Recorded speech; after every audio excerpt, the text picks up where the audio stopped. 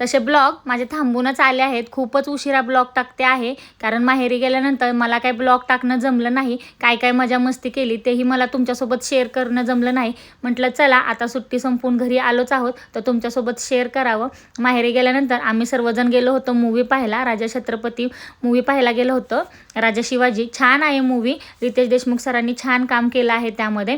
अशा पद्धतीने आम्ही नाईटच्या शोला गेलो होतो. छान मस्त फोटोज वगैरे काढले, मेमरीज कॅप्चर वगैरे केल्या. त्यानंतर मूवी पाहायला टाईम झाल्यानंतर आतमध्ये वगैरे गेलो. आतमध्ये गेल्यानंतर मूवी वगैरे पाहिला.